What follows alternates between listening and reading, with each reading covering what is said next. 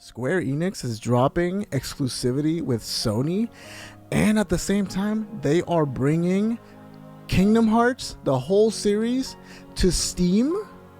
What?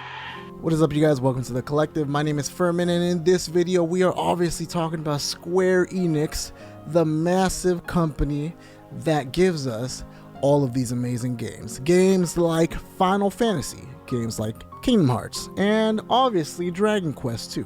And there's so much more. But before we get into that, don't forget to like this video, share this video, and subscribe to my channel for more awesome content just like this. Alright, without any further ado, let's get into the video. So obviously, I think you guys already know there has been a lot of news circulating the online arena when it comes to video games, and Square Enix has been in the limelight for a long time. They are obviously dissatisfied when it comes to a lot of the sales and stuff like that for the Final Fantasy games. Like, to them, Final Fantasy 16 and Final Fantasy 7 Rebirth didn't sell as much as they wanted it to.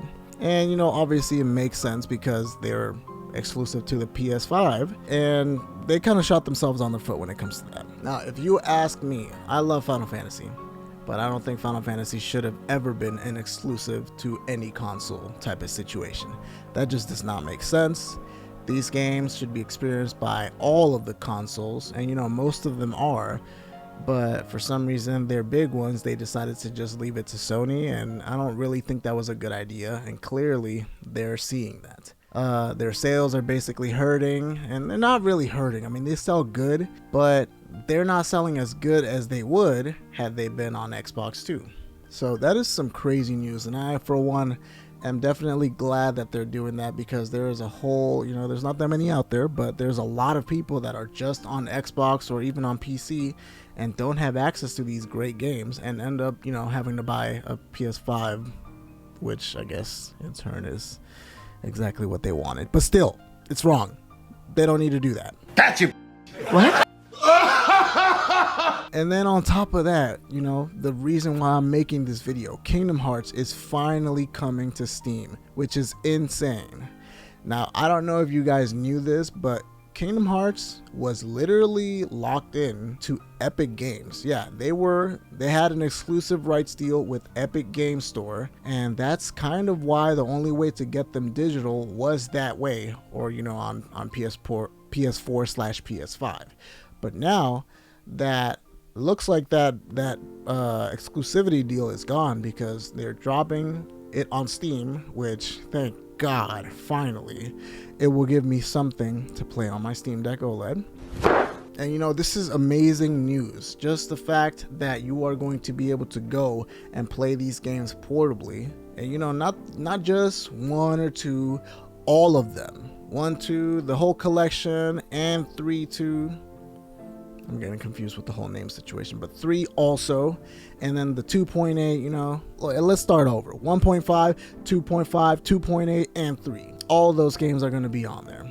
Yeah, it's a mess, but we kind of learned to live with it, us Kingdom Hearts fans. Anyways, you know, it's funny. It's actually funny that we're talking about this right now, because now that I think about it, I was supposed to make a video like towards the beginning of the year, I think, because I had just gotten the PlayStation Portal. This guy right here, which you can clearly see does not get very much use because it's got a layer of dust on it.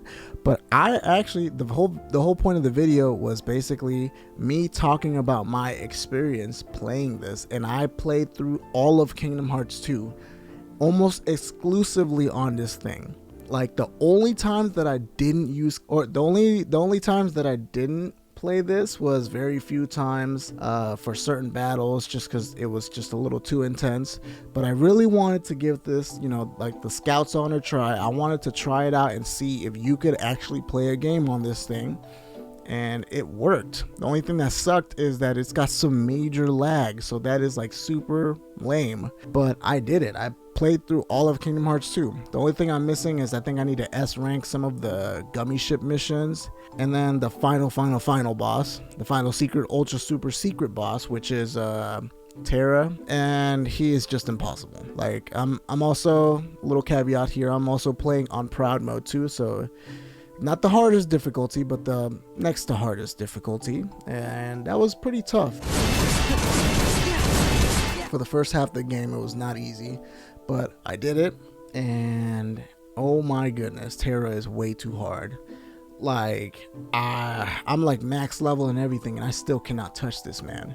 But yeah, I did it, and it worked, and I don't ever want to have to do it again because this thing kind of sucks. But yeah, that's why I'm so excited when it comes to Kingdom Hearts dropping on the Steam Deck, because not only, you know, is it going to be on Steam and it's going to be running really good, hopefully, but, you know, we'll be able to play it and it's going to be like 60 frames, or maybe we might even be able to push that OLED screen and make it do 90 frames. That would be amazing. Hopefully it doesn't, you know, it doesn't dip as far as like the graphical powers and all that kind of stuff. But, you know, it should be all right for like Kingdom Hearts 1 and 2 at least. 3 it might struggle, but, you know, it should be good.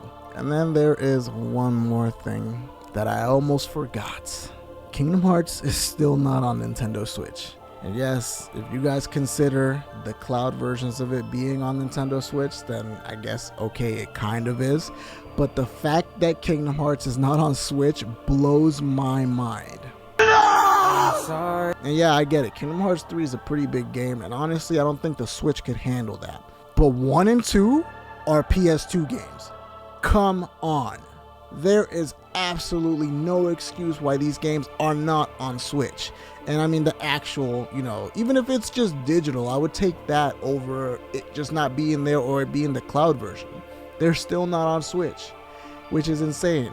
And, you know, honestly, we have a second chance at life when it comes to this with the Switch 2, Switch Pro, Switch Pro Max, whatever you want to call it, the new Nintendo Switch Pro. Hopefully, we get these games on Switch.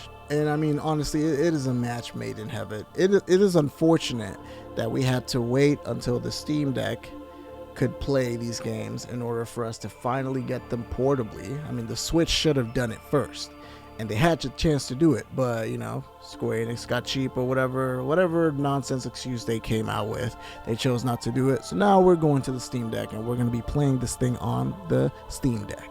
Now, last but not least, there is one thing that scared me a little bit when it comes to Kingdom Hearts coming to the Steam store. They recently, as of like today or yesterday, Wednesday or Tuesday, they decided to finally put up the pages on the Steam store itself so you can actually go and wish list the games. But they didn't share pricing, and these games are supposed to be dropping in like a week or two. I think it's like what is it, June 13? I think that's when they come out. That's when they drop. And this has me a little worried, because most of these games have been selling for like full price, and these are old games, and these are games that I already own. Like, literally, I have Kingdom Hearts, the story so far, which is all of the games on the PS4, and Kingdom Hearts 3.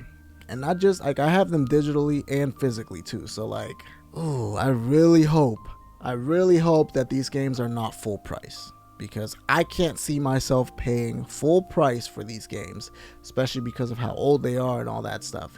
And I understand it, like, a lot of people only have Steam, they only have PCs, they never had PS4s or anything like that. So sure, I guess it makes sense for them to release it like with full price, but like I really hope they don't do that. Like, if I had to, you know, off the top of my head, if I could pay like $30 for the 1.5 2.5 collection and maybe another $30 for Kingdom Hearts 3, so maybe make it like a giant big colossal bundle and just price it at $60, I think that would be absolutely excellent if they did that.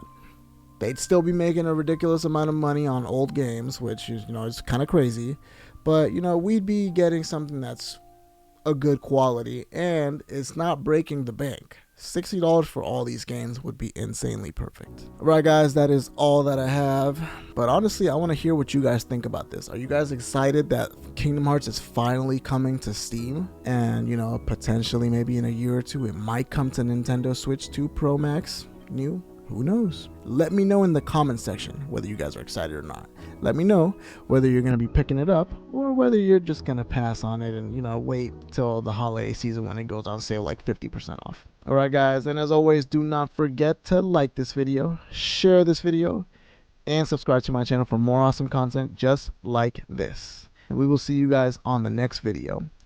Peace! If you're honest with yourself, you'll tell yourself that My Sanctuary is the best Kingdom Hearts song ever made. It's not Simple and Clean. It's My Sanctuary. That's right.